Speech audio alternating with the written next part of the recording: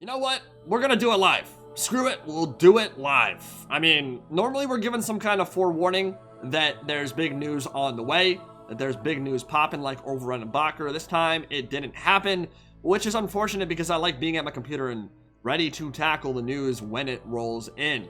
So if I want to get it up in a reasonable time frame, we're going to have to do it in a live scenario, which is fine because it'll make it a little bit more relaxed and maybe a little bit more fun that way. But I like having the pretty pictures and the gorgeous editing and all those things that Milk and Cookies TW is so well known for. Unfortunately, just won't be a factor in this one, but that's going to be okay because you'll still get all the same information. And there is a lot of news to cover because pretty much every major title was entered into this blog post, and there's info dropping for everything. And of course, we'll be starting with Total War Saga Troy because that is the next major release coming on August 13th. And there's some weird stuff here. I'm not gonna lie, there's kind of a big bummer on the multiplayer side of things anyway, and it doesn't surprise me at all because I kind of figured that multiplayer would be dead on arrival anyway. I wasn't really expecting a whole lot out of it, but it looks like we won't be getting any multiplayer whatsoever until November, which is when the multiplayer launch will be. Obviously, I do love me some multiplayer. If I was going to do any content whatsoever, one of the first things I wanted to do was tackle a 2v2 or 3v3 siege scenario of Troy itself and just show off the maps and get a really good replay that way. It's going to be pretty hard to do that with only AI, and unfortunately, all the viewership that's going to be focused towards Troy, if it gets any whatsoever, and that's no guarantee. Think back to, say, Total War 3 Kingdoms. Great game, massive player base, but the viewership on YouTube just really didn't translate. It was a situation where a lot of people were playing, but they were just playing. Warhammer has great viewership on YouTube, and that's one of the reasons why we do it so much on the channel. Also because I just love the series. But yeah, that viewership didn't really translate in Total War 3 Kingdoms, and it very much might not translate to Total War Saga Troy as well. But if there was going to be any viewership on YouTube whatsoever, it would have been around launch, obviously. And so now, if I'm talking multiplayer sieges and that kind of thing, that's now 3 months after launch. I mean, launching August 13th, and this is coming out in November. So people are going to be bored of the game by that point. And player base will already be severely diminished. So that kind of sucks. My plans for that are, I don't know if I'd say ruined, but kind of went out the window with that. Ruined might be a good word. We're getting the Amazons in September. They are going to be free on the Epic Game Store. Mod support is coming in September as well. So if you're a Total War Access account holder, you get that DLC for free. I like that. I like the fact that with the Epic Game Store, you get Troy for free for a 24-hour period after launch. But yeah, I mean, it's kind of hard for me to get super hype about all this because I actually have played campaign, did enjoy it. I played Menelaus. I didn't create a video for it just because I wasn't super enthused. It was fun, it was enjoyable, but it was, in my opinion, nothing special. And I may end up still creating content. I have a lot of stuff recorded for it, but I just never jumped into it because I like being hype when I'm tackling games, and in this case, I wasn't incredibly hyped. So I don't think Troy is a bad game in any way, shape, or form, but not incredibly enthused about it at this point either. We're getting Blood and Glory DLC in October. Artemis will likely bring a new Favor of the Gods mechanic. Obviously, that's going to be one of the main features of Total War Troy anyway. Artemis will be a new one that you can pop your favor towards. Will give you bonuses likely to archers and that kind of thing. And we'll probably get 1 or 2 legendary units that are tied to Artemis as well. And then Ajax and Diomedes, 2 of the most badass characters in the Iliad, are going to be dropping soon after. So Hephaestus will be free DLC content. All that stuff will be coming in winter. Whatever. The real meat, what I'm really excited for here, is Total War Warhammer 2. And at least half of the content that I was talking about has a chance of being right. The Wood Elves are indeed getting a DLC. Relatively soon, in fact. We don't know exactly when. My inclination at the moment would be late September, early October would make the most sense. That lines up with usually about the 4.5 to 5 month period in between DLC releases. We got Grim and the Grom back early May. So yeah, I think late September, early October is a good guess here. But the Azrai are going to be getting an overhaul. They are getting a Lord Pack. And of course, with a DLC for DLC thing, CA had to lay out a new way to tackle this kind of content, and they have done so fully. And I'm loving the transparency of this kind of thing. If you've already read the blog post, you should be very happy with how Creative Assembly decided to tackle this kind of information drop, and hopefully it's a sign of things to come, because I think we all like knowing what's coming, even if we don't necessarily know exactly what's coming or when. If we have a basic idea, it helps us just generate the hype, and it gives customers, transparency in general is a good thing if you're a consumer, so I like that. So we are getting new legendary lords. They're going to be matching up against a Game 2 faction. We don't know which one yet, and there's some interesting lines in here, so let's read it. Lord Pack is packed full of great content you've come to expect. You're getting a full and complete Legendary Lords pack that will introduce you to two brand new Legendary Lords, each with their own factions, objectives, mechanics, units, and playstyles, and they will be playable in Eye of the Vortex and custom multiplayer. Also getting a new hero. Don't know yet if that will be tied to the Wood Elves or not. Trying to think what heroes are available for the Wood Elves left. So you could definitely, we talked about it in the last DLC, Legendary Lord speculation video, for Wood Elves vs. Beastmen. Appears the Beastmen will not be appearing in this one, but new free hero could be a Zoat. They could make a hero version of that. They could make a Glade Captain. They could make anything, really. I mean, to be honest, it's probably going to be, there's a small list. We've already talked about how the Wood Elves had almost a full roster. So there's only a few hero things they could even throw in there. For the Wood Elves, it's for another race, completely different story. Beastmen, it could be a Wargore, whatever. We don't know yet, but there will be a new free hero coming, which is cool. I don't know if I'm particularly hyped for something like a Glade Captain, but I guess you could differentiate that a little bit from a Glade Lord. If we're looking at the actual roadmap and how this will all be handled, there's going to be a tiered system, essentially. So if you own Warhammer 2, you get one thing. If you own Warhammer and Warhammer 2, you get a little bit more. And then if you own Warhammer, Warhammer 2, and the Realm of the Wood Elves DLC pack, then you get even more. So let's go over that now. And one of the most interesting lines that you'll see in this entire blog post, if you've collected all that content, as in Warhammer 1, Warhammer 2, and the Realm of the Wood Elves DLC, you get an extra Lord. And there are only 2 characters that could really fall into this category, unless they do something really weird, like they did with the Rapunzel de Leones, which is, of course, a possibility, but I don't think so. Considering it's tied to the Realm of the Wood Elves, I imagine it's going to be a Wood Elves character, and there are only 2 that really fit the free LC billing. Either going to be Ariel, Queen in the Woods, with that absolutely horrendous model that will hopefully get a nice, uplifting nip-tuck in this DLC, because it's going to be needed. That model is absolutely terrifying.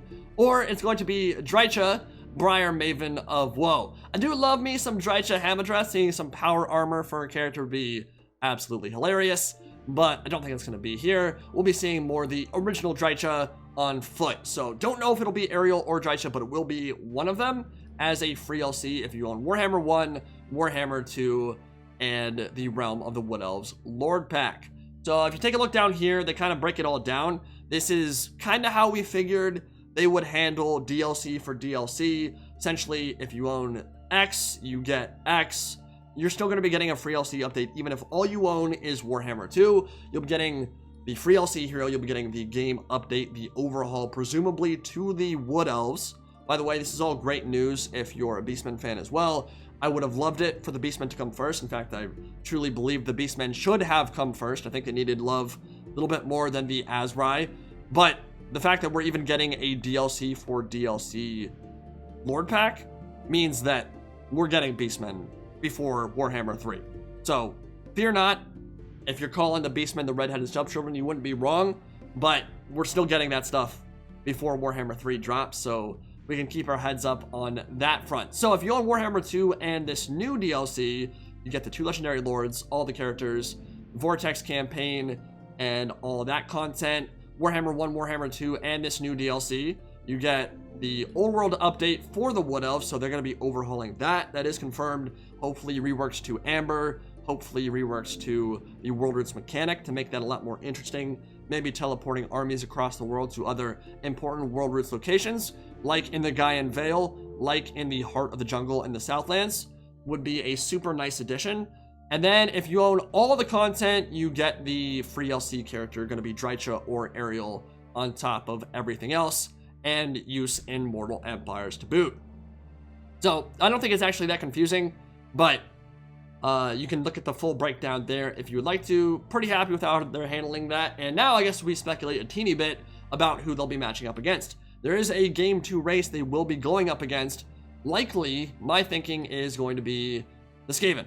Now, why do I say that? Well, the High Elves just got their DLC. We know they're not going to be next on the agenda.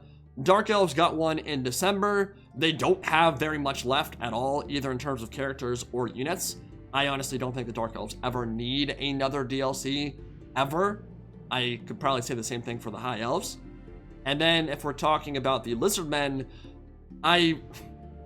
this one's a little bit weird for me because there is content you could do to tackle them. You could do Oxyatl, you could do Teto Echo, the Chief Astromancer, you could do Troglodyte, but then outside that, you're really scraping the bottom of the barrel. And if I'm going to be completely honest, I don't think that Teto Echo or Oxyatl are incredibly interesting, or you can't say Oxyatl's not unique, because he is. He's a chameleon skink, which is very different than what we've had for the Lizardmen before. But would he actually be fun? And would the units he brings, would they be fun? A Troglodyte would be awesome, but outside that, I don't really care a whole lot. I don't think the Lizardmen need much more, if anything more. Skaven are really the only Warhammer 2 race at this point that are missing huge portions of their roster that would actually be cool additions. And so, Thankwall, Stormfiends, Bone Ripper, Vermin Lords is one side of it. Again, we've already been confirmed that Thankwall is not coming until Warhammer 3, which leaves us Clan Molder. It leaves us Brought the Unclean and the disgusting abominations of Hell Pit. So, yes, a Hell Pit start with Clan Molder with Throughout the Unclean seems very likely to be what matches up against the Wood Elves. It's kind of just process of elimination at this point. Would have rather had Wood Elves versus Beastmen, get them all done in one fell swoop. Obviously, that's what I thought it would be. Seems like CA doesn't want to go that route, and I guess I understand it, and because the biggest issue is doing 2 overhauls or 2 campaigns in one DLC, and I guess they wanted to avoid that. So, yeah, Throughout the Unclean, probably, and we'll move on to the Warhammer 3 news, and then move back up to Total War 3 Kingdoms. By the way, Elysium, there's a trading card game out, or coming out. This game aesthetically is an absolute mess. I don't really know what to say about it. I mean, the art itself, individually, if you took each of these individually, is great. But then you combine it all into one game, and it's just kind of a aesthetic nightmare, a visual nightmare. I mean, Agamemnon looks completely badass there, but that art style looks nothing like Donger right here. Looks nothing like Marie Antoinette, who's looking spicy. That's wife material if I've ever seen it. Let them eat cake, and gonna get her head chopped off pretty soon here too. But yeah, I mean, they just don't look the same. Sun Ren looks like a completely different game than Marie Antoinette, and guess what? It is. Weird. Very strange. I think it's good to have a unified art style in and amongst all your characters, in and amongst all your units, and from what I've seen so far, it's kind of just all over the place, which is weird to me. And I feel like visuals in a card game are kind of important. So all the art's great, but it's just not the same style, and from what I've seen, the unit styles are even weirder and more outside the box, so zero interest from my point of view. Here, Warhammer 3, one event in the current world situation has certainly put the crimpers on, is us announcing our next major Total War title. Yeah, it's gonna be Warhammer 3, and as you can imagine, it's all a bit chaotic here at Creative Assembly, so please bear with us.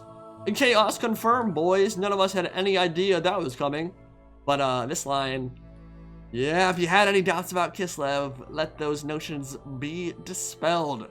Please bear with us. That's so sick, dude. I cannot wait.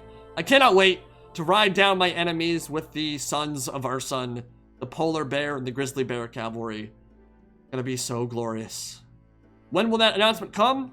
Before the end of the year. I am quite sure of that fact. When will it actually come in terms... I'd like to think we'll get it by September or October. It is possible to come even later in the year, but my bet right now would be they're going to do Troy in August 13th, so early August. They're going to probably announce the Warhammer 2 DLC in early September. So I would say maybe late August or mid-September, Warhammer 3 announcement could be a thing, because there will be some gaps there for sure. And obviously you don't want to have your DLC announcement get completely overshadowed by announcing a new game. So hopefully that all comes pretty soon. So for Total War 3 Kingdoms, the Nanman are next on the agenda. And if you ever played Dynasty Warriors, they're a really damn cool faction. I do love me some Meng Huo and Zhurong, especially Zhurong. I mean, like, how can you not love that? I mean, she looks kind of like a stripper, so not a very realistic look. And I imagine that 3 Kingdoms will probably go a little bit more on the realistic side. Dynasty Warriors is very much fan service. I mean, yeah. Look at that. Yeah, that's fan service if I've ever seen it. But pretty cool characters. And the cool thing about the Nanman, they're going to be a barbarian tribe that hails from the south of the Yangtze, I believe, southern China. So they'll be a big problem for the Sun clan. And the nice thing about them is they'll probably be bringing elephants and quite a new units and different playstyles as well. So this will be the first expansion pack DLC for 3 Kingdoms. And there's some interesting stuff in here. We're getting gate battles and different core settlement maps that are more easily defensible. Yeah, it's going to be nice to be able to play in the gate pass battle. So Hulao Pass, some of those iconic, not true to history battles, but very important in Romance of the 3 Kingdoms, will likely be showing up with this as well. And getting a bunch of new features on that front. There is a free LC Lord for the Han coming. Don't know who that will be, but we get our first little teaser of Meng Huo, the Barbarian Warlord King. And he looks great. That's going to be pretty hype. And this is a DLC that actually might make me get back into 3 Kingdoms. I've not played it for a long time, but elephants, very cool aesthetic across the board. Lady Zhurong, it's hard to go wrong with that whole thing. A little bit about geography, Hulao Pass being positioned incorrectly. They'll move it. Not a big deal there. And that is pretty much it. So, my speculation here is that it's going to be Wood Elves versus the Skaven, Thought the Unclean versus... I still think Sisters of... Pretty much everything I said about the Wood Elves DLC, I'm going to hold firm to here. I don't know whether originally Creative Assembly said they wanted to do Wood Elves versus Beastmen and then just decided against it, or if it was always the plan to match them up against a Warhammer 2 race. But either way, Thought the Unclean, Sisters of Twilight still going to be my go-to. And then free LC will be Drycha or Ariel. And that's going to be really hype. So a lot of content coming for Warhammer 2, Warhammer 3, Troy, and 3 Kingdoms. Really nice, transparent blog post from Creative Assembly. Love to see it. And let me know what you guys think about everything we've seen today. And I will see you all in the next video. Any Pride, signing out for now. Have a good one, guys.